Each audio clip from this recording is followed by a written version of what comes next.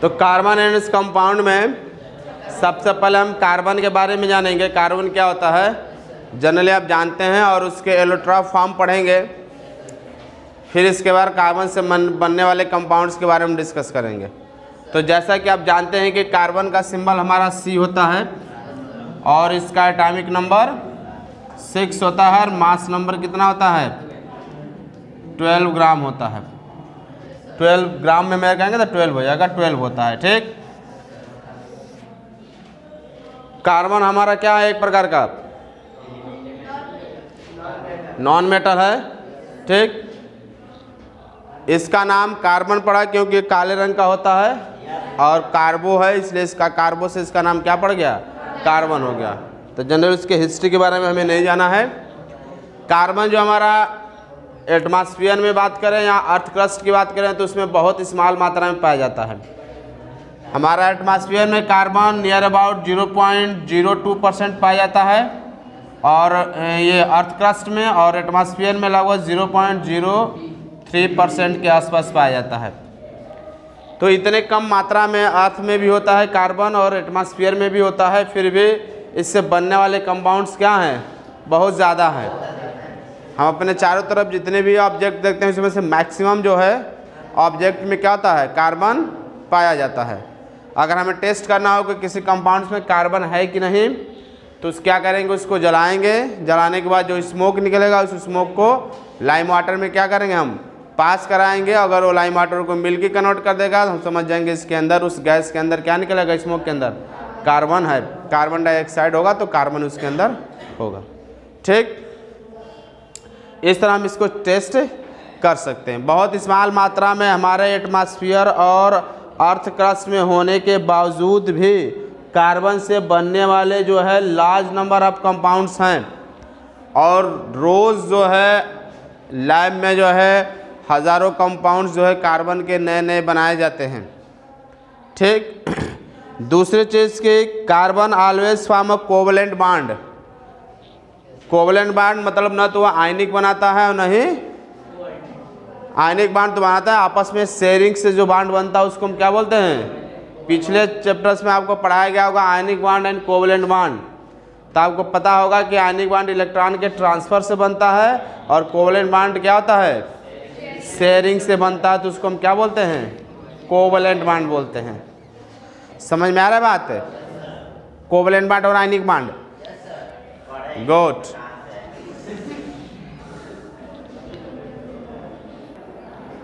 तो जो भी वीडियो आप नहीं देखे हैं, सारा वीडियो जो है आपके YouTube पर अपलोड है, आप वहाँ से जाकर पीछे के टॉपिक्स के सारा वीडियो आप देख सकते हैं। ठीक, आगे बात करते हैं हम। चूँकि कार्बन का एटॉमिक नंबर 6 होता है, इसका इलेक्ट्रॉनिक कॉन्फ़िगरेशन हम करेंगे तो क्या हो जाएगा, 2 और 4 होगा। इसके आउटर मोस्ट ऑर्बिट में 4 इलेक्ट्रॉन होता है, इसलिए 4 बॉन्ड बनाएगा, इसलिए इसको हम बोलते हैं टेट्रावैलेंट। टेट्रावैलेंट बोलते हैं जो 4 बॉन्ड का फॉर्मेशन करता है। Covalent is a tetra, tetra मतलब होता है 4, और यहाँ पर 4 बॉन्ड बना रहे इसलिए बोलते हैं इसको टेट्रावैलेंट्स। कोवलेंट बॉन्ड बनाता है क्योंकि आपस में शेयरिंग होता है। ये इलेक्ट्रॉन के ट्रांसफ़र से, आयन के ट्रांसफ़र से बॉन्ड का फॉर्मेशन नहीं होता है, इसलिए इसको हम बोलते हैं कोवलेंट बॉन्ड। ठीक, सेल्फ कॉम्बिनेशन, इलेक्ट्रॉन कार्बन के अंदर आपस में कंबाइन करने की जो है क्या होता है, गुण होता है, प्रॉपर्टी होता है, वह आपस में कंबाइन कर लेता है, और सेल्फ कॉम्बिनेशन के चलते ही लार्ज नंबर ऑफ कंपाउंड का फॉर्मेशन करता है। यानी कार्बन कार्बन क्या होते हैं, आपस में लार्ज नंबर ऑफ कार्बन क्या कर सकते हैं, जुड़ सकते हैं, और उसके इसी प्रॉपर्टी को बोलते हैं सेल्फ कॉम्बिनेशन। यानी कार्बन खुद से ही कंबाइन करके कंपाउंड बनाता है, इसीलिए वहाँ पर कार्बन की कंपाउंड बनने की संभावना क्या होता है, ज़्यादा आता है। लार्ज नंबर ऑफ कंपाउंड आपका बनता है कार्बन का। तो हम कार्बन के सेल्फ कॉम्बिनेशन की चर्चा कर रहे थे। सेल्फ कॉम्बिनेशन में आपने देखा कि कार्बन को जो है खुद से जो है ज्वाइन करने की और खुद से ज्वाइन करके एक स्ट्रेंथ चेंज बनाने की प्रॉपर्टी होता है, और इसी प्रॉपर्टी के चलते वो लार्ज नंबर ऑफ कंपाउंड बनाता है। ठीक, हालांकि कार्बन जो है कोवलेंट बॉन्ड से मिलकर बना होता है। आप जानते हैं कोवलेंट बॉन्ड जो है आयनिक बॉन्ड से क्या होता है, वीक होता है। फिर भी यहाँ पर ये जब हाइड्रोजन के साथ या कोवलेंट बॉन्ड का फॉर्मेशन करता है तो थोड़ा स्ट्रॉन्ग कोवलेंट बॉन्ड बनाता है। ऐसा इसलिए कि कार्बन का साइज क्या होता है, छोटा होता है, और जो शेयर इलेक्ट्रॉन होता है वो न्यूक्लियस के द्वारा स्ट्रांगली होल्ड किया रहता है due to small size small होने के चलते ये शेयर्ड इलेक्ट्रॉन को टाइटली होल्ड किया रहता है, पकड़े रहता है। न्यूक्लियस के साथ अट्रैक्शन फोर्स ज़्यादा रहता है इसका, इसलिए जो है यहाँ पर कोवलेंट बॉन्ड जो बनता है वो स्ट्रांगली कोवलेंट बॉन्ड बनता है। स्मॉल साइज के चलते हाइड्रोजन का स्मॉल साइज होता है, जिसके चलते जो कोवलेंट बॉन्ड बनता है क्या होता है, इसके इसमें स्ट्रांग होता है। और इसीलिए जो कार्बन कंपाउंड्स होते हैं जनरली क्या होते हैं, हमारे स्टेबल होते हैं, क्योंकि स्ट्रांग बॉन्ड बनता है। ठीक, तेरा हमारा कार्बन। नेक्स्ट जो आपको पढ़ना है allotrope form of carbon. Carbon का जो एलोट्रॉप फॉर्म क्या होता है, ऑकरेंस ऑफ कार्बन भी है। तो कार्बन जो है दो स्टेट में पाया जाता है, फ्री स्टेट में पाया जाता है और कंबाइन स्टेट में पाया जाता है। ठीक, तो फ्री स्टेट में जो कार्बन पाया जाता है उसमें तीन आपको पढ़ना है, जो आपका है डायमंड, ग्रेफाइट और बकमिस्टर फ्लोरेंस। इन तीनों के बारे में हमें यहाँ पर डिस्कस करना है। डायमंड,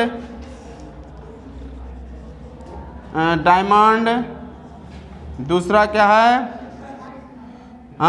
ग्रेफाइट, और लास्ट आपका है बाक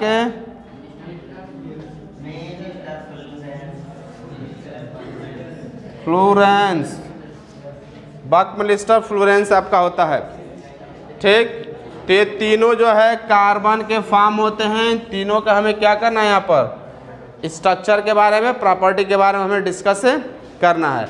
बाकी कंबाइन स्टेट की बात करते हैं तो आप पीछे के चैप्टर में पढ़े होंगे, चाक हो गया, कैल्शियम कार्बोनेट हो गया, इन सब के कंबाइन के फॉर्म में हमारा कार्बन पाया जाता है।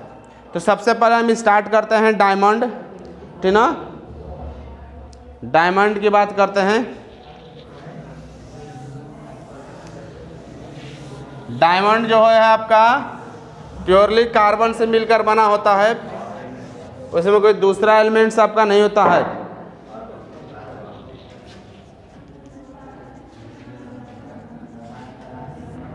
डायमंड प्योरली कार्बन से मिलकर बना, इसलिए कह सकते हैं इसका सिंबल सी है, इसलिए पीरियोडिक में इसका स्थान भी नहीं है, क्योंकि कार्बन से मिलकर बना, बस कार्बन का प्लेस दे दिया। उसी का क्या होता है, एलोट्रॉप्स होता है, ठीक ना। आपको बता रहा है कि various form in which the elements can exist. कोई एलिमेंट्स अगर कई फॉर्म में एग्जिस्ट करता है तो उसको हम बोलते हैं एलोट्रॉप्स। जैसे कार्बन डायमंड के रूप में भी एग्जिस्ट करता है, ग्रेफाइट के रूप में भी एग्जिस्ट करता है, अब बकमिस्टर फ्लोरेंस के रूप में एग्जिस्ट करता है, तो वो क्या हो जाएगा, एलोट्रॉप ऑफ कार्बन। कई ऐसे कंपाउंड हैं जिसके एलोट्रॉप्स पाए जाते हैं। यहाँ पर हमें कार्बन के एलोट्रॉप्स पाए जाते हैं, क्योंकि कोई elements the physical state of elements which exist in the various form, वो फिजिकल स्टेट एलिमेंट्स का जो क्या होता है, वेरियस फॉर्म, कई रूप में अगर पाया जाता हो तो उसको हम क्या बोलते हैं, एलोट्रॉप्स, ठीक ना। तो ये जो है हमें इसमें सबसे पहले पढ़ना है ग्रेफाइट, डायमंड्स के बाद ग्रेफाइट के बारे में डिस्कस करना है। डायमंड जो आपका कलरलेस ट्रांसपेरेंट सब्सटेंस होता है, जो सबसे हॉटेस्ट होता है, नेचर में सबसे हॉटेस्ट मटेरियल में क्या पाया जाता है, डायमंड पाया जाता है, ठीक ना। सबसे ठोस कह सकते हैं, सबसे सॉलिड के रूप में सबसे ठोस आपका यही होता है, डायमंड ही होता है।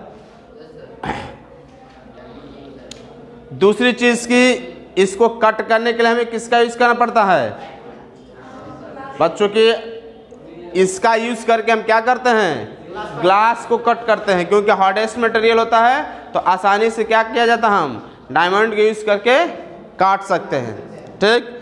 शाइनिंग होता है, एक्स्ट्राऑर्डिनरी ब्रिलियंस, चमक होता है, बहुत ज़्यादा इसका चमक होता है।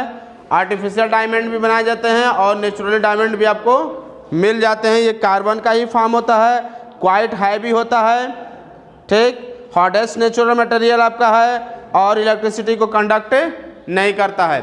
ये सारी इसकी प्रॉपर्टी है डायमंड्स की कि सबसे हार्ड होता है, इलेक्ट्रिसिटी को कंडक्ट नहीं करता है, ब्रिलियंट चमक होता है, मतलब बहुत ज़्यादा इसमें चमक होता है, ठीक, ट्रांसपेरेंट मटेरियल होता है। हाँ, तो इसके अंदर इलेक्ट्रिसिटी हमारा फ्लो नहीं करेगा, ठीक।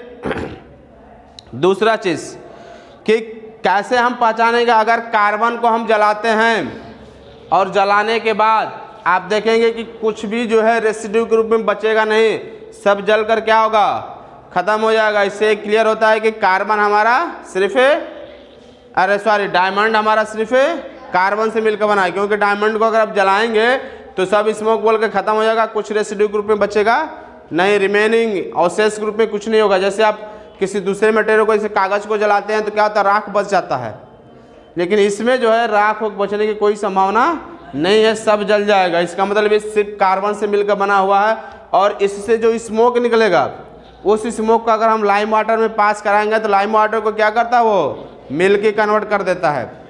तो इससे भी क्लियर होता है कि डायमंड जो है हमारा क्या है, बना है सिर्फ कार्बन से मिलकर बना है और किसी से मिलकर नहीं बना है, ठीक।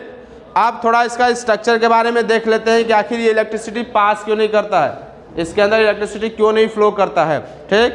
तो सबसे पहले हम डायमंड्स का कुछ स्ट्रक्चर बनाते हैं यहाँ पर, ठीक। ये कुछ इस तरह का डायमंड का स्ट्रक्चर होता है।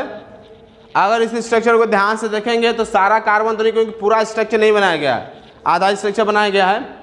तो आप देखोगे इस कार्बन को अगर हम ध्यान से देखें, इस कार्बन को अगर ध्यान से देखें, इसी तरह के सारे कार्बन होते हैं, क्योंकि इसके पीछे का स्ट्रक्चर फिर ड्रा नहीं किया गया। तो इस कार्बन को हम देखते हैं तो यहाँ पर 1 2 3 4 बाड का फॉर्मेशन हुआ है, यहाँ पर भी 1 2 3 और 4 बाड का फॉर्मेशन। उसी तरह सारे कार्बन जो है 4 बाड का फॉर्मेशन करता है, किसमें, डायमंड के केस में। और आपको पता है कि कार्बन की जो वैलेंसी होती है कितनी होती है, 4, एटॉमिक नंबर 6 होता है। वैलेंसी इसकी कितनी होती है, ये अधिक से अधिक कितना बाड बनाएगा, 4 बाड बनाएगा, और 4 बाड अपना चारों इलेक्ट्रॉन यूज कर गया बाड का फॉर्मेशन करने में। अब इसके अंदर फ्री इलेक्ट्रॉन्स नहीं होता है, इसलिए इसके अंदर जनरली इलेक्ट्रिसिटी या करंट फ्लो नहीं करता, इसलिए कहा जाता है कि डायमंड के अंदर करंट हमारा फ्लो नहीं करेगा। बात समझ में आ रहा है इसका स्ट्रक्चर, क्योंकि 4 इलेक्ट्रॉन है, चारों को चारों क्या किया, ये अपना यूज कर लिया है, कोई फ्री इलेक्ट्रॉन इसके अंदर नहीं पाया जाता है,